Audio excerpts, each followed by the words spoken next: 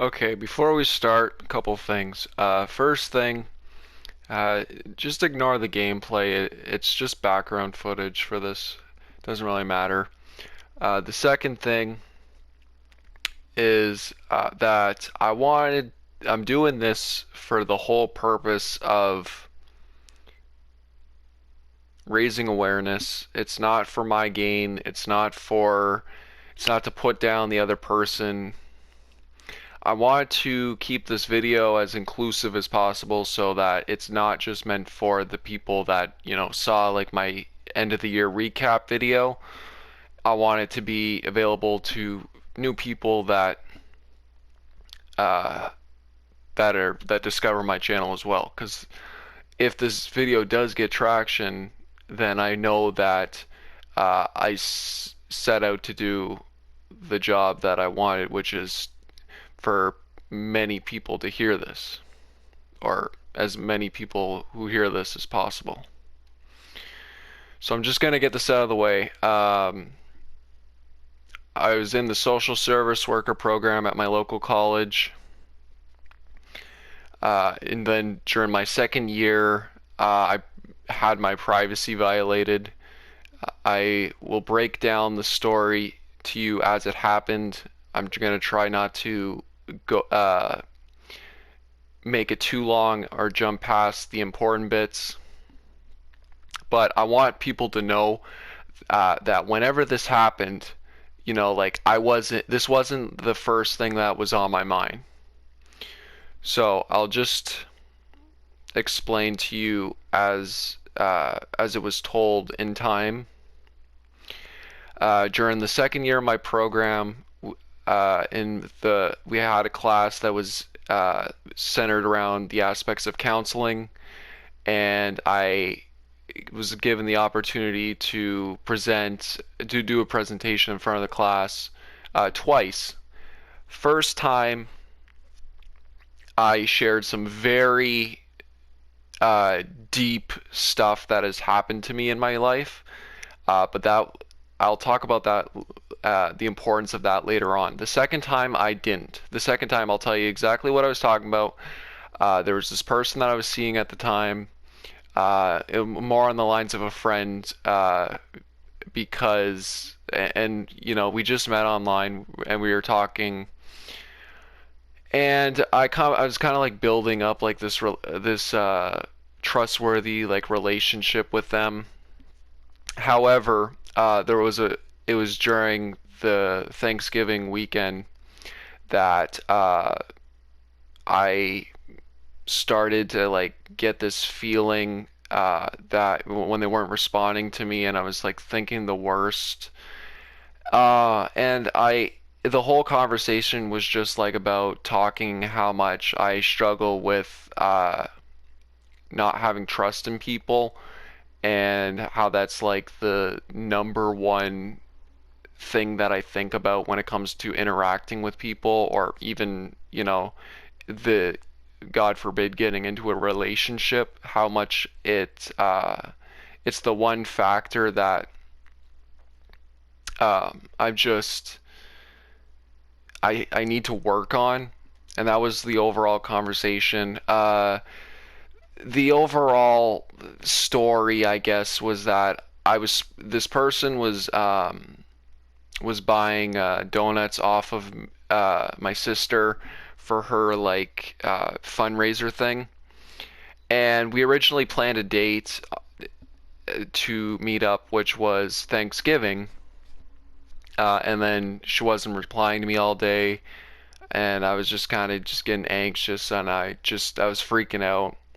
And then after out of all that day of not responding, she posts on her story that she's on a date with someone, which I'm more upset with the fact that, it's just like, it's the context of the situation, rather than what the situation is. The context of the situation being, I thought we were going to meet up today and you were going to get the donuts. I told my sister that, and then you just ignored me and then posted this. Um, that's all it really was. Now, the second time around, person that was playing the role of the counselor was my professor, and I was playing the role of the client. He said this thing that, despite it being true, it's something that you don't want to get out, which is the fact that, or which is that I struggle with rejection. Now this is common sense. Like, this has been something that I've had to deal with since high school. And again, I'll talk more about that later on. But it's not for, it has nothing to do with relationships. It's past trauma or past experience that, that has affected me as a person. Uh, and then flash forward into 2 weeks. We had this test. It was online. Everybody was freaking out about it. I was freaking out about it. And I had like what I would presume to be uh, an anxiety attack at the time. But this was like more than an anxiety attack. Like, I felt like the world was ending because I couldn't submit this test like filled out. It was multiple choice and short answer, and we had an hour to do it. I was freaking out, but again, other people were also freaking out. But being alone, and then my sister came home, and like I was basically crying to the point that like that I don't know what it was, but it was like something came over me. I don't know if it was like it was like lack of motivation and everything, and I just felt like I didn't know what to do in that situation. I posted like a panic post on Snapchat, and everybody's getting back to me, and like there was a little bit of talking back and forth, but like we got to the point where, and then my friends group saw that, but we got to the point where then my sister contacted my dad. I went out for a ride with him. We come back, and I find my friends are at my house, which is weird because they don't know my address. And I thought during all this, like, uh, it was a weird day because, like, I don't have these things happen to me often where I just break down like that.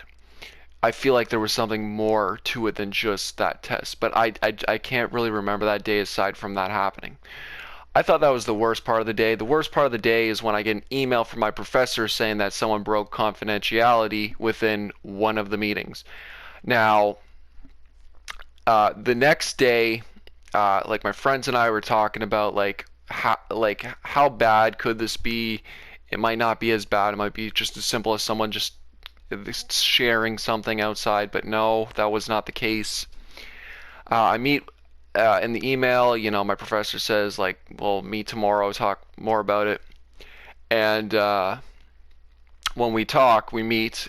He tells me the situation. This person recorded the entire uh, demonstration of both me and my professor talking. So it wasn't just me, but he's also in the video too. And and then he tells me that the dean ruled this as not a targeted attack. She's not getting kicked out of the program, and the repercussions go towards the professor has to deal with that. Nothing got done with it, by the way, but it's far worse than that. So there's all this. This happened 2 weeks ago, and I'm finding out about this now. But we'll get to the importance of that too. And then the person who did it, I knew their name, I knew their face, but I didn't know who they were, like, personally. And they didn't know me personally either, but I do know that some of my friends followed her from high school. And I knew which school she went to and all that, and including my cousin. My cousin knows who she is too. And then I end up having to meet with her. She apologizes, and it's like I'm in a live action YouTube apology video, crying for the sake that she got caught, not that what she did. No remorse, no empathy. You could tell, like, with that type of person, it's a YouTube apology video type of deal. And they blatantly said they might even do it again too. So I'm factoring all this in. I'm more focused on like what the hell was yesterday having that panic attack, or not panic attack, anxiety attack over the test. And he's talking to me about like, and my professor like mentions to me like, about talking to a counselor and all that, and I'm just thinking like, I don't know what to think in that instance. The next day, after having conversations with my friends, mentor, people in the field, uh, people that work for the college and all that, uh, they're telling me all these things about like what I could do in this situation. They're actually more offended about this happening to me than myself, which was really weird. And I genuinely feel like a lot of the regret that I have not going to see the board, not going to speak to the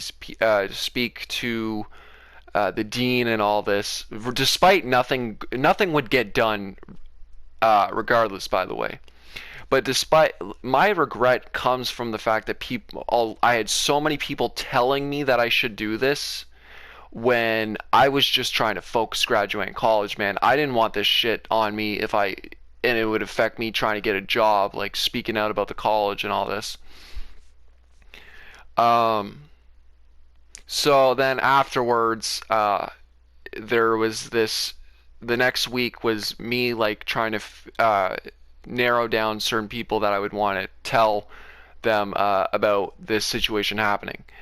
And then I find out that half the class already knew about this. And keep this in mind that this is the second, 2 weeks ago this happened, and the people in that video that watched, which was confirmed by my professor, but which doesn't mean anything. But he was told that over 20 people saw.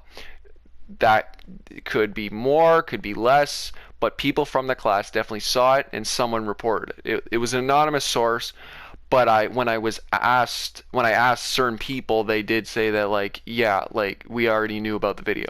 Based pretty much overall, half the class knew. There were some people that I told that didn't know, and they were equally as concerned as everyone else about sharing in class now because this person recorded me. I want to stress that prior to this, and this is where we get into the deep stuff, I shared a lot of sensitive information in class because I wanted to be a part of conversations. I wanted to start conversations. It's been I've been that way since I've been encouraged to share more in class. Keep that in mind. I talked about the one thing I love to mention to people, and people love, or people still can't get over to this day. But in elementary school, I had a meeting with Chio about like the whole thing with like a learning disability. And in conclusion, the guy said that yeah, this person might have like a slight learning disability, but all these mental things that are happening to him is caused by bullying. In which the school sent a letter to my mom to sign saying that no, like bullying is not affecting my son, and which she didn't sign, by the way. But I brought that up in class, and I feel like that's before the first time or before I did my first demonstration. That was the most sensitive information that I shared. I think I also shared among some other people, like just my experience getting bullied through elementary school. But the one thing that I was saving for this program, which was taken away from me, it may not have been recorded, but the person heard this, was literally the darkest moment in my life, where in high school it was the first time I contemplated suicide. It was the first time I experienced what depression felt like. And there's a lot of factors within this, but the important thing that sticks with me about this situation is that the only person I told this was a stranger. And then obviously this person cut ties. However, I kept like I I kept thinking about this, and like it just stuck with me that, the fact that this person like knows everything and had to hear like what I was saying during that time, and I just wish I could take it back. Um, I made an infamous video about this, essentially almost kind of blaming the person actually, in which has now been technically deleted, but I also have a specific version that I'm going to save for like another thing in the future.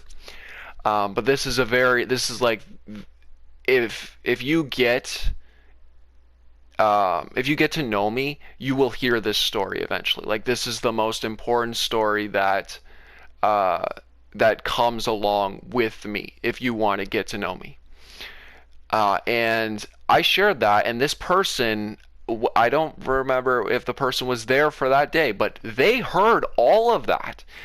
And during that time, my friend was playing the role of my counselor, and even didn't hear, she didn't know anything about this. Like I've told select amount of people, like I would like to like if we ever get the chance to talk today, like I genuinely feel like I've grown, I've gained, or you've gained enough trust, or yeah, you've gained enough trust that I think I feel comfortable sharing this with you. And then I shared it in front of the class because it was the time that I could finally break out and be honest, and which was taken away from me whenever I had this happen. And I never thought this was ever going to happen. In high school, I was paranoid that that person would tell people about this, and then I was like made out to be like this horrible guy, which was not true. She did not do that. However, like thinking about that for the longest time, getting over it, going into college, expecting everybody to be mature, you share that story, you share another thing, and then that person abuses your trust. Like it's criminal that someone could do this. And I think that leaves it there. Now, the one thing I want to say, um, and which is going to be extremely controversial, but I personally hate a certain subgroup now because of this person. I associate this person with a specific kind of subgroup of people in which, the wannabe popular crowd, or the popular crowd, or the wannabe influencer, in which I want to avoid those people now. Like I don't want to be friends with them. I don't want to date them because this specific person did this. And yes, I know, the world is vast. You can sense empathy within others, and then others you can see are sociopaths. But that doesn't excuse the fact that I've had to put up with this my entire life. And I want to do a video on just like why I straight up hate influencers, because influencers have had an impact on my life in negative ways from grade 7 up until I'm 19 now, and I'm going to be 20 in September. Like from freaking elementary school or middle school into college. It's ridiculous. And no apology will accept, or will I accept, uh, because they have caused so much harm on society, on teenagers, and I'm fucking done. There's a reason why I distance myself from, like wanting to be popular, because I don't want that. I don't want this. I don't want the stigma to go to people, for people to think, oh, he's an influencer. Like, yeah, no, like I have a job. I want to do this, make content and shit, just for the sake of. I want to build a community. I don't want to make you want to buy something. I don't want to make you want to listen to my songs. I release my music because and I make videos because I want people to take away something from those videos, and for that to help them. My own brand is called Beautiful One Self Fulfillment. It is dedicated to for others to find stuff that they can take away from whatever I produce, and they can have it for themselves. I'm not branding myself and showcasing like the amount of stupid shit I can do to get viral. No. But I do want to. The last thing I want to say though is I don't want to end this video on a negative note. I want to say if, despite having despite having a lot of support from whether it be my program, whether it be from people online, I do want to say that a lot of my uh, a lot of my confidence and everything has been built by people that are not a part of the system. The system being education system, college, counselors. No, ordinary people that like I eventually become friends with or build a connection with are more sustainable than anybody you pay money to. And that's just my takeaway from this entire situation. Despite having people in the field supporting me, I do agree with them as a person, but I don't agree with them from them sharing what they've learned from the system. College is a business, and all they care about is your money. And international students, they do not care about your well-being.